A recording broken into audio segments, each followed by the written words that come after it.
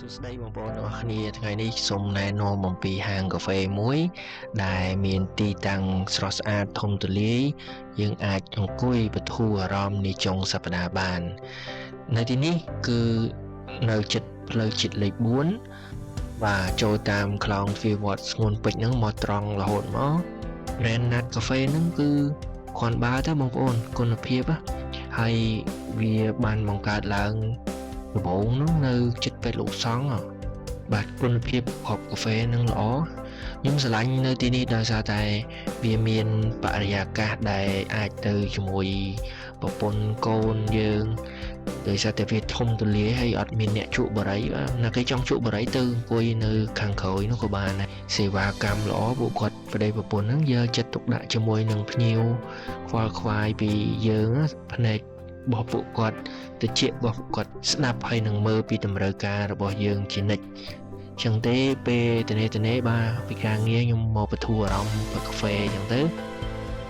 បានកន្លះម៉ោង1ម៉ោងអីក៏គ្រាន់បើជាងយកលុយដែលពេលយើងកើត stress ហ្នឹងទៅឲ្យពេទ្យដែរបាទ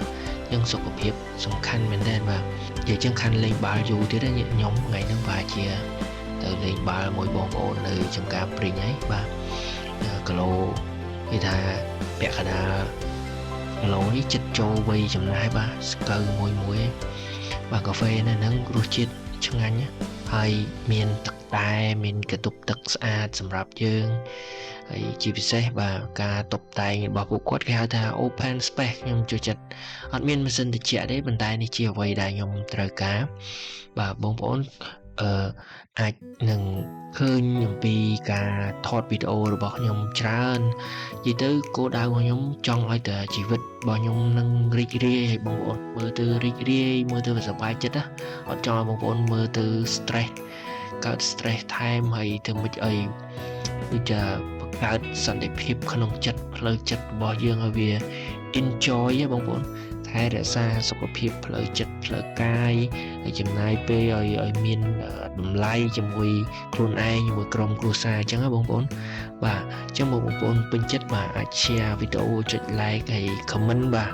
សប្បាយជាមួយគ្នាបាទសូមអរគុណសូមជម្រាបលា